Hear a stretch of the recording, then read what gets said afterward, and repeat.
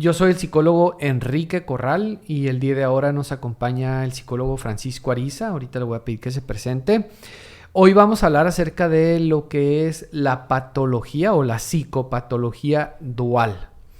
Y bueno, pues es un tema muy interesante que tiene que ver totalmente con las adicciones y con la recuperación. Bienvenido, Francisco, gracias por acompañarnos aquí en tu programa, La Alegría de Vivir en Sobriedad. Muy buen día, psicólogo. Muchísimas gracias por esta nueva invitación a hablar de este tema que en lo personal es muy interesante. He estudiado mucho al respecto porque es algo que si trabajas en adicciones te lo tienes que bailar, pues te lo tienes que saber porque es más común de lo que pensamos. Claro, tienes que saber acerca de la patología dual, qué es la patología dual, tienes que conocer acerca de esta condición de una persona que tiene problemas de adicción, de dependencia a sustancias psicoactivas y que se quiere recuperar. ¿Qué es una psicopatología dual? No sé si esté bien dicho, pienso yo que lo más correcto es decir psicopatología dual, porque cuando dices patología, pues te estás refiriendo a una enfermedad de Física. cualquier biológica, Uh-huh. ¿no? Cualquier tipo de enfermedad. Entonces, hoy estamos hablando de una psicopatología dual que tiene que ver con un trastorno mental combinado con el trastorno por uso de sustancias, ¿no? Así es correcto. De hecho, este término solo se dice cuando hay una patología dual o psicopatología dual, solo es, solo sí, es un trastorno de salud mental y un trastorno por uso de sustancias, como bien dice. Cuando hay otros trastornos como ansiedad y depresión juntas, eso se le llama trastorno mixto y es importante que no se confundan estos términos. O se le puede llamar también comorbilidad, ¿no? Uh-huh. Son dos trastornos. Las personas pueden padecer hasta 2 o 3 o más trastornos al mismo tiempo. Uh-huh. ¿Sí? Claro, con diferentes niveles, ¿no? Porque el trastorno se padece, sí. Hay personas que tienen depresión, hay personas que tienen ansiedad. Pero aparte de que hay diferentes tipos de depresión, está la distimia, aparte que también hay diferentes tipos de ansiedad, las fobias, la ansiedad generalizada, etcétera. Hay niveles también en los trastornos, ¿no? De la misma manera que también pues hay niveles también en el trastorno por uso de sustancias, ¿no? Claro, y es muy importante, como a manera de introducción, es muy importante saber que hace rato que estábamos revisando las estadísticas, era un 74.5% de los pacientes que ingresan a un centro de tratamiento en adicciones tienen una psicopatología dual. Claro, eso nos dicen las estadísticas. Realmente ya en la práctica podemos notar que este porcentaje puede crecer. No me atrevería a decir que un 100%, sin embargo sí creo que más de un 90% de los pacientes o usuarios que tienen un problema por uso de sustancias, la enfermedad de la adicción vaya, también cuentan con otro tipo de trastorno del estado de ánimo, tal vez alguna depresión, tal vez alguna ansiedad, tal vez algún trastorno de personalidad, que ahorita quisiera dedicarle un tiempo a eso, tal vez alguna bipolaridad que no se ha diagnosticado.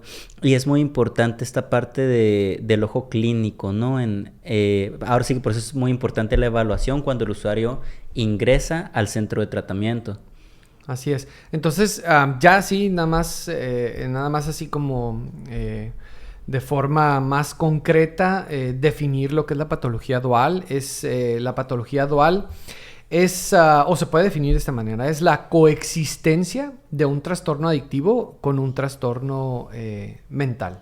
Uh-huh. Así es. Esa es una patología dual, se dice dual, a parecer así como si fueran dos, pero puede ser 2 o más trastornos.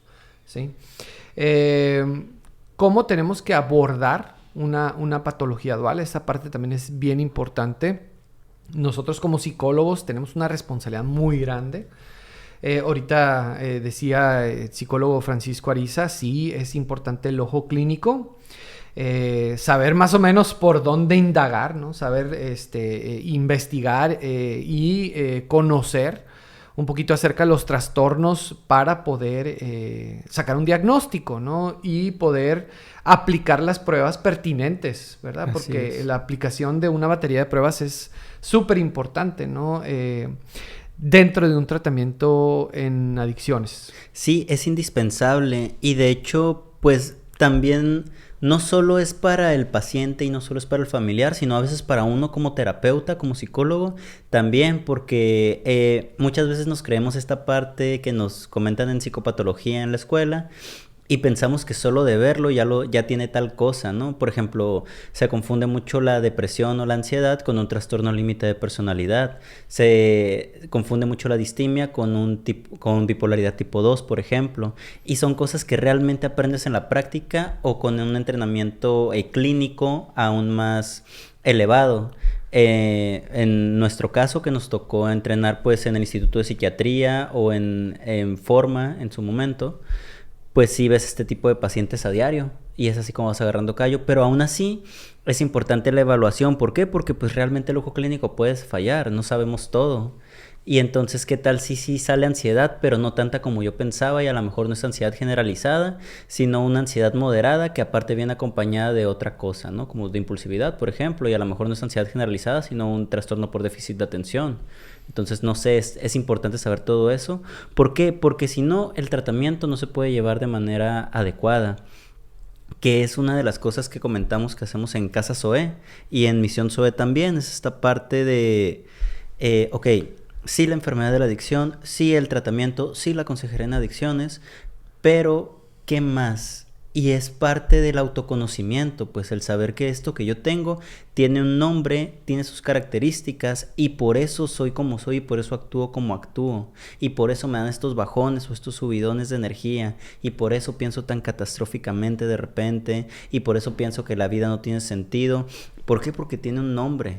Entonces al tener un nombre tiene un tratamiento y al tener un tratamiento entonces si lo sigo puede haber un índice mayor de recuperación, pero muchas veces es complicado que los pacientes entiendan esta parte porque todavía la salud mental no se le ha dado su lugar en la sociedad como para decir, sí, cierto, por ejemplo, un chiste que yo comento es que la gripa y la depresión la ansiedad y la depresión son como la gripa de los psicólogos.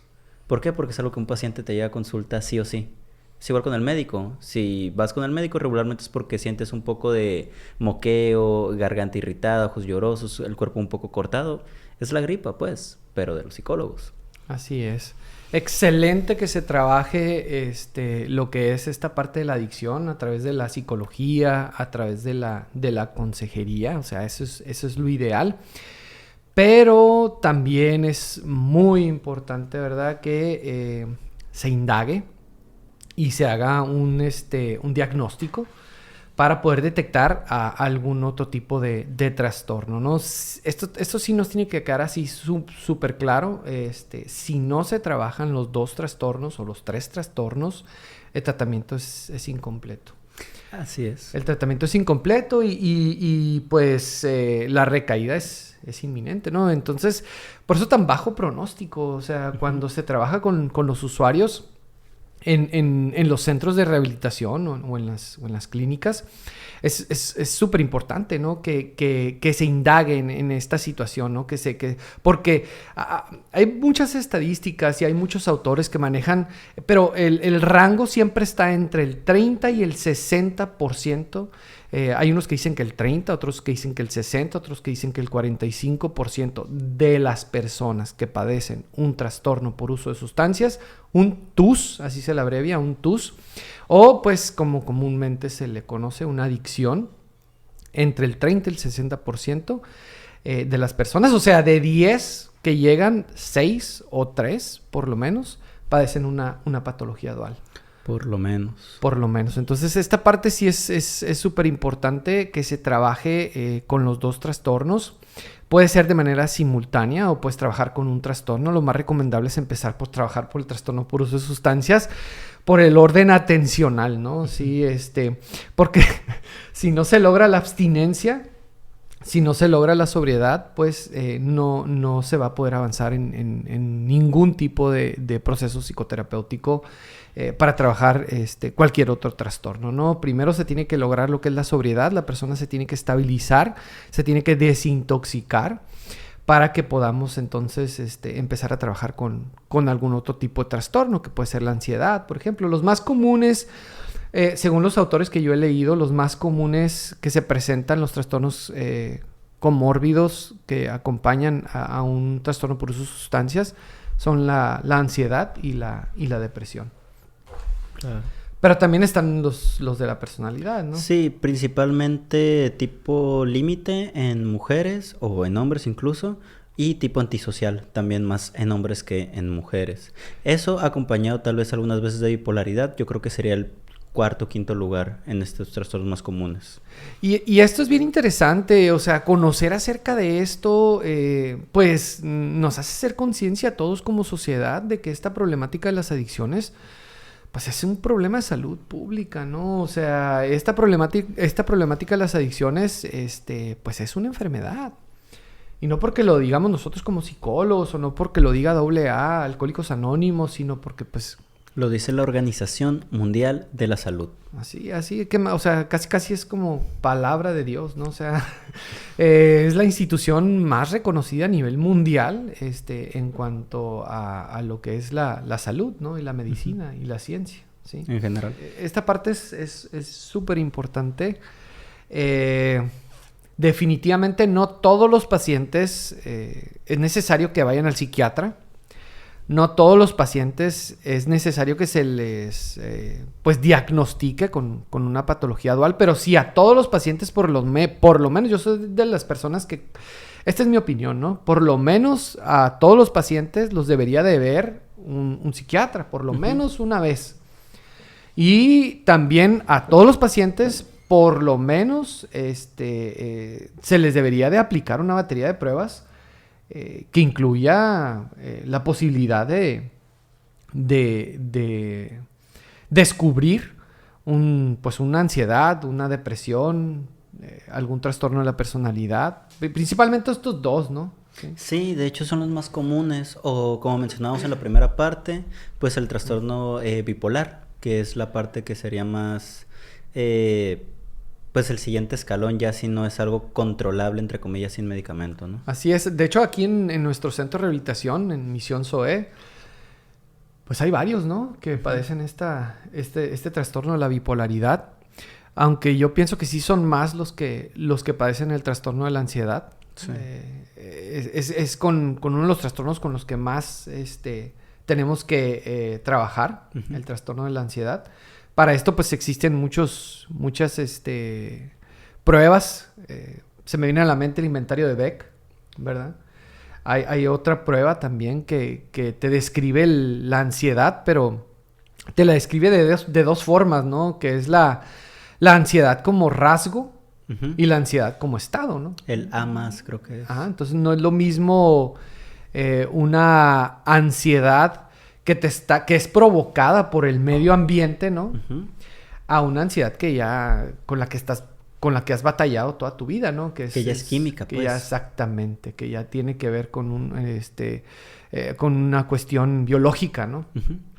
Igual, de hecho, sí, por estadísticas, el primerito de la patología dual es la ansiedad y el segundo es la depresión. Entonces también tenemos que checar muchas veces esta parte de la depresión porque hay depresiones químicas, hay depresiones que se traen desde el nacimiento.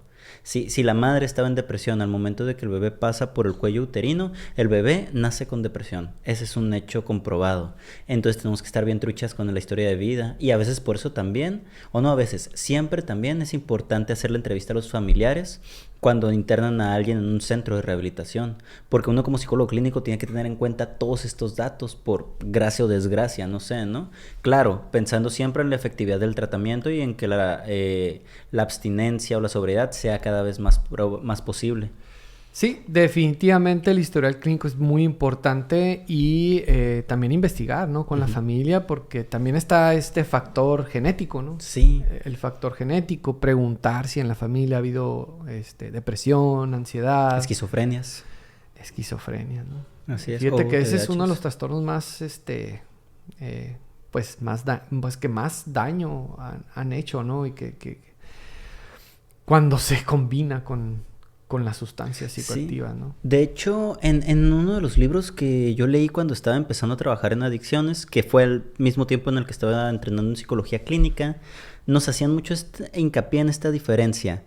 Hay que notar si el trastorno, el segundo trastorno, pues, tomando en cuenta que, como usted dijo, la adicción es lo que se tiene que trabajar primero, hay que saber si esa ansiedad, si esa depresión, si esa esquizofrenia es derivada por uso de sustancias o ya la traían desde antes, porque es muy diferente el tratamiento. Si es derivada por uso de sustancias, es muy probable que ese segundo trastorno también se vaya o disminuya bastante cuando la sustancia o la intoxicación ya no está en el cuerpo. Si es algo que ya se traía desde antes, entonces una vez que se vaya la intoxicación, entonces hay que empezar a trabajar ahora sobre eso. Si es un hecho que no se pueden trabajar, digamos, la primera semana o el primer mes juntos, claro que no. Porque el primer mes es más de, pues, puro acompañar a la persona para que aguante este periodo de no consumir sus primeros 30 días. Ya después ya se puede empezar con todo lo demás. Entonces aquí sí es importante qué fue primero el huevo o la gallina, ¿no? Sí, aquí sí lo necesitamos. Tenemos que saber. Ese dato es importante que lo conozcamos, para ver de qué manera procedemos con el usuario, ¿no? Así es, y a partir de ahí yo considero que es mucha psicoeducación, que es una de las cosas principales que tenemos que hacer como psicólogos clínicos, psicoeducar. ¿Por qué? Porque, como mencionaba en el bloque anterior, los trastornos de salud mental todavía se siguen viendo como que es igual a locura, y no, o sea, yo soy de esos que piensan, más por mi formación psicoanalítica, que todos estamos enfermos mentalmente de algo. Sin embargo, simplemente el hecho de decir enfermedad mental ya espanta. Cuando comentaba, la gripa de los psicólogos es la ansiedad y la depresión, y no le hacen qué grado, sigue siendo la gripa que atendemos nosotros.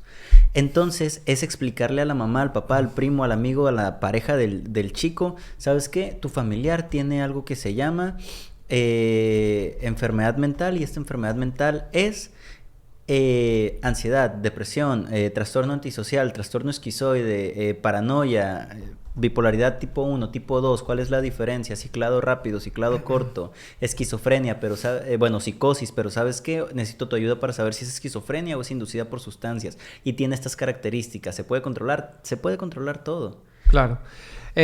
¿Por qué esperarnos a un episodio, no? Uh-huh. Porque muchas veces, y en los centros de rehabilitación lo vemos mucho, ¿no? No decimos que en los centros de rehabilitación no se atienda la psicopatología dual, sí se atiende, pero no se atiende como se debería de atender. Se atiende solamente en los casos súper extremos. Uh-huh.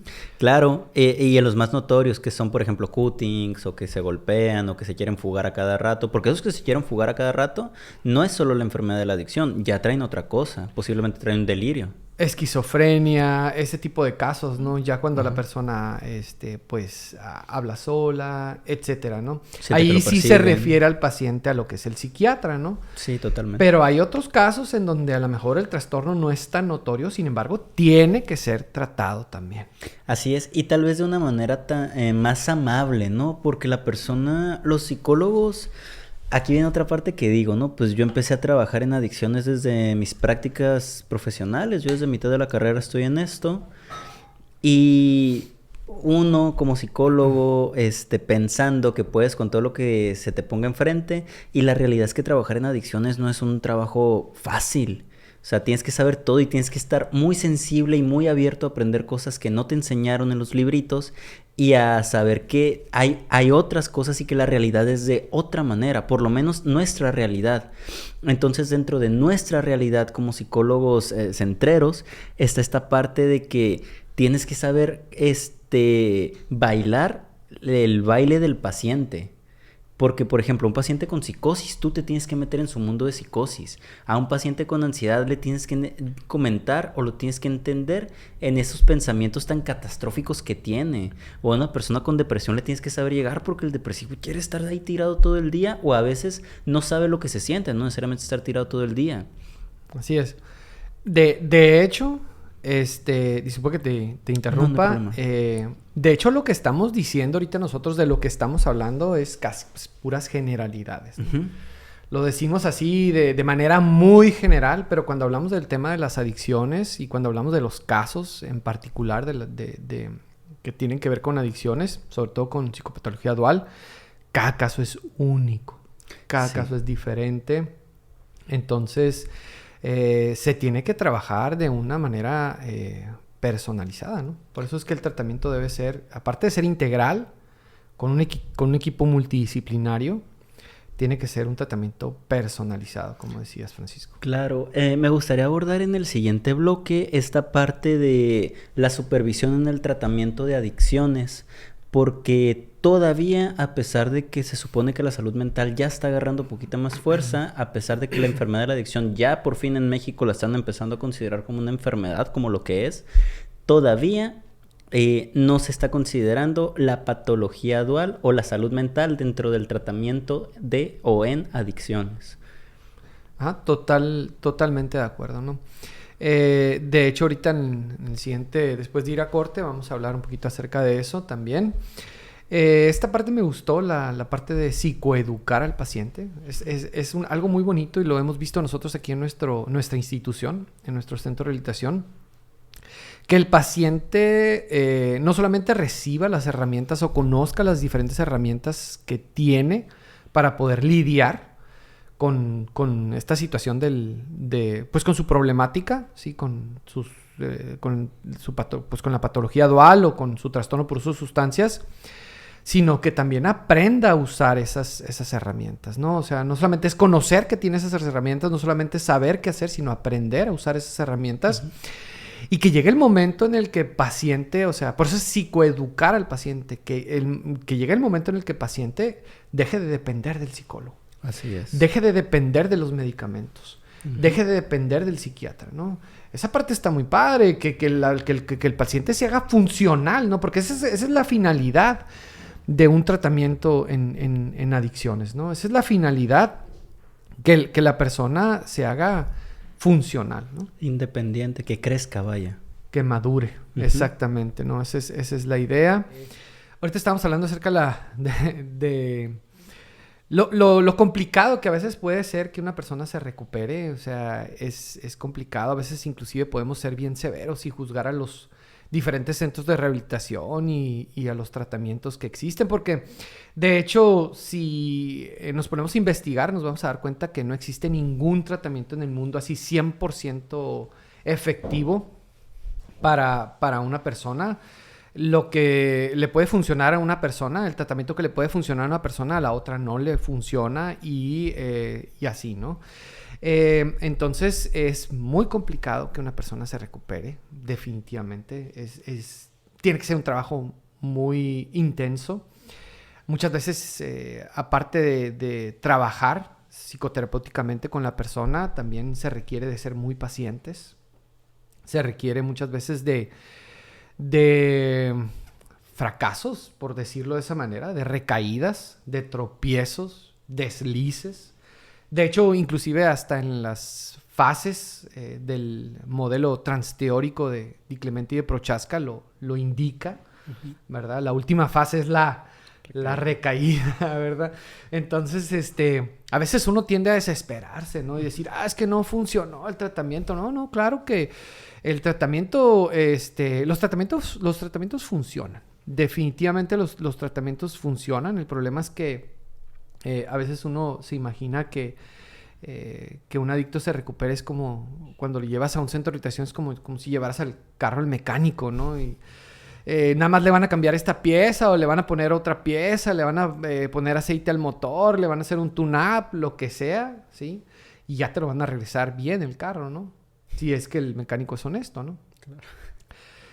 No es lo mismo. Definitivamente no es lo mismo trabajar con la mente, trabajar con las cogniciones, trabajar con las conductas adictivas. Es un trabajo difícil, es un trabajo complicado y es un trabajo que también requiere muchas veces de mucho tiempo, ¿verdad? Y ahorita estamos hablando acerca de eso y estamos hablando también acerca de lo que se ha ido haciendo, los logros que se han ido obteniendo en cuanto a la salud mental, la importancia que se le ha ido dando conforme ha ido avanzando el tiempo. El gobierno ha hecho mucho por los centros de rehabilitación. Definitivamente sé que no ha sido lo suficiente, también lo digo con honestidad, ¿verdad?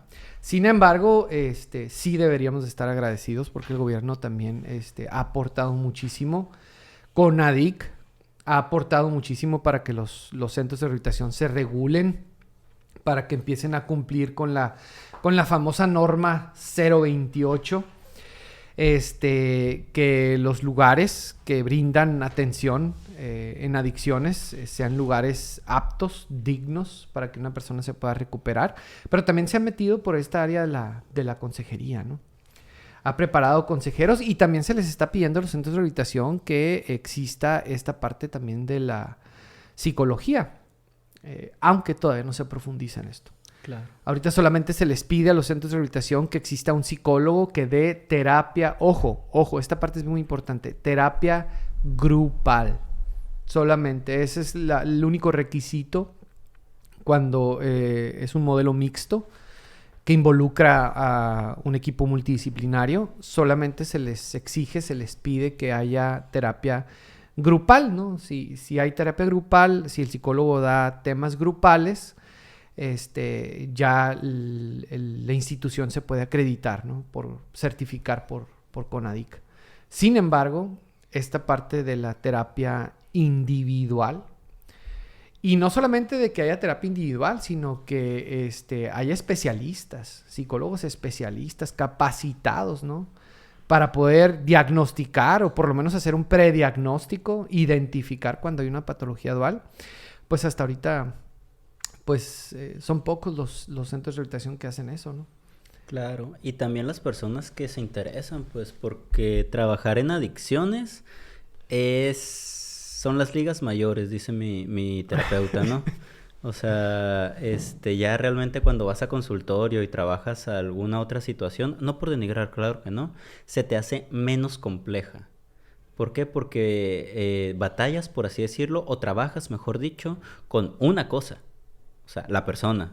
Aquí trabajas con la persona, con la enfermedad que tiene, que se llama adicción, de cajón, y luego ver si tiene otra psicopatología, que es el tema de hoy, ¿no? Entonces te estás pegando el tiro con 3 cosas, por así decirlo. Es lo complicado. Y es lo bonito al mismo tiempo, ¿no? Claro, pero es necesario que la persona... Esta parte me gustaría hacer así como que bien... ¿Cómo se dice? Bien... Claro, conciso, directo. Exactamente, ¿no? Claro, conciso, directo. Es bien importante, es necesario que la persona corte con el consumo. Por eso los tratamientos ambulatorios, pues hay unos que mis respetos, hay unos que están súper completos y hay unos psicólogos, unas eminencias como psicólogos, ¿verdad? Psicoterapeutas, ¿verdad? Como con 3 maestrías, ¿sí? Pero si la persona, o sea, si no logran hacer que la persona corte con el consumo, por más eminencia que seas, por más maestrías que tengas y doctorados que tengas, pues no vas a lograr avanzar de manera significativa, no vas a ver los cambios significativos en una persona que padece el trastorno por uso de sustancias, ¿no? De hecho, en el libro en el libro que empecé a leer al principio de ejercer en adicciones, hace mucho hincapié también en esta parte. Ese libro es una maravilla, en la que dice que si no se sabe que hay psicopatología dual, si no se puede hacer un diagnóstico correcto, el psicólogo empieza a tener un sesgo. Entonces, sabemos que cualquier profesionista tiene cierta cantidad de un ego un poquito elevada por el hecho de ser profesionista. Ahora, aquellos que tenemos posgrados, que estudiamos un poco más, pues tenemos el ego 2 rayitas más arriba. Entonces, si yo no soy capaz de saber que mi paciente tiene algo más, el que se va a ofender soy yo, y eso crea un sesgo que está mal, éticamente es súper incorrecto, pero aún así pues se crea un sesgo y se piensa que el paciente es el del problema, no el tratamiento. Y tal vez no es que el tratamiento esté mal, porque no hay malos tratamientos, eso es correcto. Claro. Simplemente a lo mejor no es el adecuado para él. Exactamente, sí. Y no deja de ser tratamiento, ¿no? Nada más que es un tratamiento incompleto. Así es. Y claro, hemos visto milagros también, ¿no? O sea... Sí. Hay cosas que a veces uno cree que esta persona va a poder y resulta que pues no pudo. Y a veces uno ve a la otra, dices, él nunca va a poder dejar de consumir y es el que te da la sorpresa, sí, ¿no? Y de repente lo estás viendo que está siendo funcional y que está madurando y que va a su terapia, a sus grupos y que sigue sugerencias. Pero, pues sí, a veces nos llevamos esas sorpresitas, ¿no? Este tema que se escogió, principalmente tiene la finalidad de hacer conciencia. Las adicciones, esta cuestión de las adicciones, de la dependencia de las sustancias psicoactivas, es una cuestión, es una enfermedad. Es una enfermedad del cerebro, pues, ¿por qué no decirlo? O sea, es una enfermedad mental, o sea, y cuando se padece, aparte de padecer esta enfermedad mental, se padece otro tipo de trastorno, ¿no? Pues la cuestión se agrava, ¿no? Nos enfrentamos ante un monstruo, ¿sí? Nos enfrentamos ante una problemática gigante, ¿no? O sea, es una cuestión muy complicada, sobre todo porque cuando la persona no deja de consumir drogas o alcohol, la otra patología dual se agudiza. Claro. Aquí me gustaría hacer hincapié brevemente lo mencionamos en los 2 bloques anteriores, pero aquí igual de manera más concisa. Es necesario entender que comprendamos como sociedad, sobre todo las familias de las personas con adicción, es necesario que se entienda que la persona no se quiere sentir así. Una persona, un paciente con personalidad tipo límite, que es un trastorno de personalidad, no quiere lastimarse, no quiere sentir ese vacío porque sí, no quiere tener pensamientos catastróficos, no quiere estar tirado en su cama, claro que no, y tampoco quiere salir a drogarse a cada rato o a manejar altas velocidades, no quiere, esa persona sufre, pero como no se tiene tanto conocimiento de eso, la familia piensa que le encanta ser así, que le encanta causar problemas, que le encanta ser el centro del universo, y no es así. Por ejemplo, en el tipo límite, que es el trastorno en el que más estoy especializado, una persona con trastorno antisocial no quiere robar, no quiere portar armas, no quiere, pero no sabe cómo parar, y también lo hace por mucha sociedad, y es importante tener en claro este tipo de cosas cuando se trabaja con la psicopatología dual. Ahora, mencionar la parte trastorno es muy importante. ¿Por qué? Porque un trastorno no se quita jamás en la vida. Sin embargo, sí se controla y se puede llegar a ser funcional sin problema. Como una persona que tiene cáncer, como una persona que tiene VIH. No se les quita, se controla y puede vivir felizmente. Sin embargo, hay que estar bien informados y perderle y quitarnos esta venda de los ojos de que la enfermedad mental es un mito, pues. Así es. También el trastorno por uso de sustancias, ¿no? Es una enfermedad también no es que la persona quiera depender de una sustancia, nadie quiere depender de una sustancia, sin embargo, eso es lo que termina pasando, ¿no?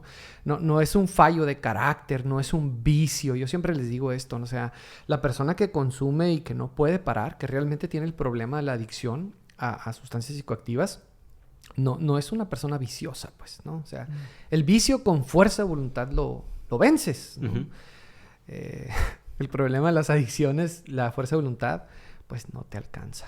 Así es. No te es suficiente para poder parar, ¿no? Por eso es que hay personas que pierden hasta la familia, ¿no? Por esta situación. También hablábamos acerca de cómo muchas veces se tiene el trastorno el trastorno mental antes de tener el trastorno por sustancias, antes de tener la adicción. O se puede tener la adicción y a consecuencia de la adicción se nos dispara otro trastorno, ¿no? Como puede ser el trastorno paranoide, el trastorno de la esquizofrenia o algún otro trastorno como el de la ansiedad, ¿no? Uh-huh. Esta parte creo que sí es importante. También quisiera nada más mencionar, antes que se nos olvide, Francisco, esta parte de que muchas veces la persona cuando tiene el trastorno antes de tener la adicción, muchas veces en el consumo encuentra como su medicamento, encuentra como esa parte que lo hace sentir mejor y que al principio le funciona.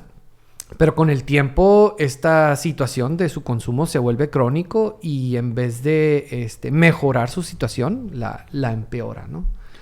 La operación del farmacón se dice en psicoanálisis de las adicciones. Y es correcto, por ejemplo, lo más común es un trastorno por déficit de atención con hiperactividad. Regularmente, la gran mayoría de los pacientes que consumen, que tienen la enfermedad de la adicción, fueron trastornos por déficit de atención con hiperactividad de chicos. Y un TDA o TDAH, que así se abrevia, lo primero que busca es la marihuana. ¿Por qué? Porque el TDAH está muy para arriba, muy para arriba siempre, no puede calmarse, se desespera. La marihuana, pues al ser un depresor, lo calma, lo mantiene. De hecho, muchos TDAHs en terapia te dicen, es que yo siento que con pura marihuana funcionaría bien. Y posiblemente sea cierto, sin embargo, pues no pueden ya consumir nada porque una cosa los brinca a la otra. Y otra cosa también bien curiosa, cuando yo tengo la subespecialidad en trastornos de personalidad, entonces la evolución natural del trastorno por déficit de atención con hiperactividad es el trastorno límite. Es la evolución natural. Si no se trata del TDAH, es muy probable que se desarrolle un límite de personalidad. ¿Y qué pasa con estos dos trastornos? Pues ambos se van al consumo de sustancias. ¿Por qué? Porque tienen demasiada energía y es desesperante para ellos vivir de esta manera. Así es. Yo veo muy asociado el consumo de metanfetaminas, de estimulantes, con el TDAH también. Con la ansiedad. Los TCAs. Una persona con ansiedad que hace contacto, por ejemplo, con la metanfetamina, a lo mejor al principio le funciona, pero con el tiempo la ansiedad se le agudiza, ¿no? O los trastornos de conducta alimentaria, sobre todo en personas con anorexia, que por esta percepción distorsionada que tienen su propio cuerpo, empiezan a consumir metanfetamina para adelgazar más. Así es. O, por ejemplo, una persona con depresión que se refugia en el alcohol, ¿no? ¿Sí? Al principio le funciona, ¿no? O sea, en el momento le funciona, pero recordemos, el alcohol es una droga, pero aparte de ser una droga es un depresor. Pero con el tiempo, olvídate, la depresión se la agudiza, ¿no? Lo más fuerte es ver cómo una persona, por ejemplo, que tiene rasgos o que tiene lo que es la esquizofrenia, que a lo mejor la tiene, pero todavía es funcional con ese trastorno y hace contacto, por ejemplo, con la metanfetamina. Esa para mí es la peor combinación. Sí, totalmente. Más porque la esquizofrenia ya es un daño orgánico. O sea, ya es un algo cerebral, pues no es de comportamiento. Entonces, recordemos que con la esquizofrenia se nace. No se hace. Si se hace por cualquier cosa, ya es un trastorno psicótico inducido por X.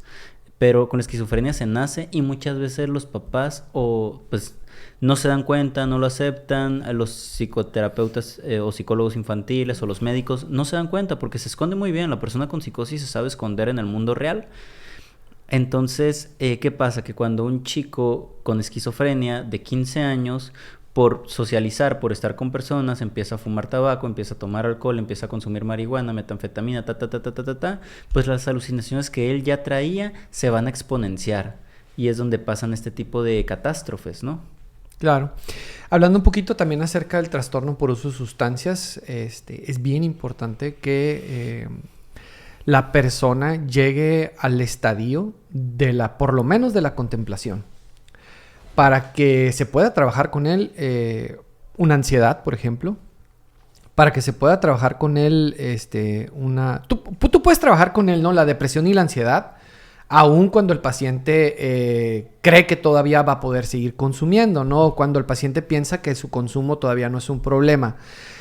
Dentro de un centro de rehabilitación. Dentro de un lugar de contención, porque sabemos que ahí no va a consumir, aunque trabaja todo lo que quieras. Pero cuando salga, va a echar a perder todo su tratamiento porque en el primer momento que tenga la oportunidad de consumir, va a consumir y pues se va a desestabilizar, ¿no? O sea, los neurotransmisores sus procesos cognitivos se van a desestabilizar y se va a echar a perder todo lo que se había logrado con el paciente. Por eso, pues también es importante darnos cuenta que si no lo llevamos a la fase de la contemplación, con el paciente no se va a lograr nada, ¿verdad? Claro, que es esta parte de tener conciencia de enfermedad, como lo hemos mencionado en otros programas, de que se den cuenta de que tengo una bronca bien grande y me he causado mucho daño a mis sistemas, y a veces para eso está bien complicado, porque el paciente con adicción, pues parte de las características de la enfermedad de la adicción es ser una persona ingobernable, ser un niño rey, etcétera, entre otras cosas. Y muchas veces por esta parte depresiva o ansiosa se les queda un sesgo y no se pueden ver como estas personas egoístas que pueden llegar a ser. Claro. Nada más rapidísimo, la fase esta de la que hablamos, la contemplación, tiene que ver totalmente, esta fase tiene que ver totalmente con el hacer conciencia de enfermedad, con el decir, ¿sabes qué? Esta cuestión de las adicciones sí me está afectando. Digo, todavía no llegamos a la fase de la acción, ¿verdad? Todavía no se hace nada al respecto. Sin embargo, ya es un gran avance, ¿no? Ya se tiene la mitad de la guerra ganada cuando la persona dice, ¿sabes qué? Realmente, primero que acepta que tiene un problema, ¿no? ¿Sabes qué? Realmente tengo un problema. Segundo, que se da cuenta que este problema le está causando daño y no lo va a dejar madurar, no lo va a dejar avanzar en su terapia. Tercero, que la persona pues diga, ¿sabes qué? Quiero cambiar, ¿no? O sea, motivarlo, llevarlo a... Se le llama la motivación al cambio, ¿no? Motivarlo a que la persona cambie. Claro, y muchas veces ya cuando está en esta fase de contemplación sobre la enfermedad de la adicción, si hay una psicopatología dual, ¡pum! Ahí es cuando entramos los psicólogos clínicos especializados en esta parte. ¿Sabes qué? Es que aparte de tu enfermedad que ya aceptas que tienes una segunda cosa. Tienes un trastorno de tipo paranoide o un trastorno tipo límite. Y mira, el trastorno tipo paranoide o tipo límite, pues de repente puede hacer que pienses que, no sé, que todos te están siguiendo. Puedes pensar que nadie te quiere. Puedes pensar que todos te van a abandonar. Puedes tener impulsos por golpear o agredir a la gente o por agredirte a ti mismo. ¿Te pasa? No, pues que sí me pasa. Ah, bueno, mira, tiene un nombre y sabes que se puede controlar. Y mira, con estas técnicas podemos cambiar este tipo de pensamientos para que modifiques la conducta y las distorsiones cognitivas vayan disminuyendo cada vez más. Y esto es un reto para todo psicoterapeuta. Uh-huh. Es un reto bien grande que el psicoterapeuta tiene de que el usuario, o sea, el paciente, descubra esta parte. No es lo mismo que tú se lo digas. No es lo mismo que tú le digas, tienes esto, tienes el otro, estás teniendo problemas por esto, y si no dejas de hacer esto, vas a seguir teniendo problemas. No es lo mismo que tú se lo digas a que él solito lo descubra, que tenga el famoso insight, ¿no? Así es. Y para esto, pues, existen, como ahorita decías, ¿no? Varias técnicas. Ahorita se me viene a la mente a mí una que utilizamos en la psicoterapia cognitivo-conductual, que es el cuestionamiento socrático, ¿verdad? Que es a través de preguntas, ¿verdad? Que la persona descubra. Pero existen muchas técnicas interesantes. El registro de pensamientos también se me hace muy interesante a mí. Hay otra que es el continuum cognitivo, no sé si lo has escuchado. Sí. Uh-huh. Y bueno, otras técnicas que se utilizan para que la persona logre tener famoso insight y para que pueda haber verdaderamente un cambio en la persona. Claro, y aquí es donde, no sé, me gustaría agregar esta parte de lo necesario que es el eclecticismo en los centros de tratamiento y quizás en los programas de tratamiento. Porque, por ejemplo, pues nosotros tenemos la fortuna de, tanto nosotros dos como nuestro compañero Ismael Molina, somos de 3 corrientes diferentes. Psicoanálisis, TCC y sistémica familiar, pero nos podemos unir para el tratamiento con adicciones. Y entonces, bueno, yo veo que la raíz de la enfermedad viene de acá, yo veo que la podemos atacar por acá, y yo veo que la podemos atacar por acá, y entonces se va creciendo, y todos vemos la psicopatología desde un punto de vista diferente, pero nuestro objetivo es el mismo, que un solo paciente, o sea, los 3 nos tenemos que sentar para que un solo paciente se aliviane, pues, o vea esta parte. Y este trabajo en equipo creo que es bien importante. Y en mi propio criterio debería entrar en los programas de tratamiento gubernamentales, pues. Así es. ¿Algún día están trabajando? Esperemos que pronto, ¿verdad? Tres objetivos. Descubrir por qué consume la persona, las causas. Segundo objetivo muy importante, motivar a la persona al cambio. Primero hacer conciencia de enfermedad y motivar a la persona al cambio. Y tercer objetivo que tenemos nosotros en lo personal como institución es hacer atractiva la recuperación. Uh-huh. Con eso terminamos nuestro tema. el día de ahora nuestro programa. Los esperamos la próxima semana aquí en su programa La Alegría de Vivir en Sobriedad. Espero lo hayan disfrutado. Les mandamos muchos saludos. El psicólogo Enrique Corral y el psicólogo Francisco Ariza. Bendiciones para todos. Muy bonito fin de semana.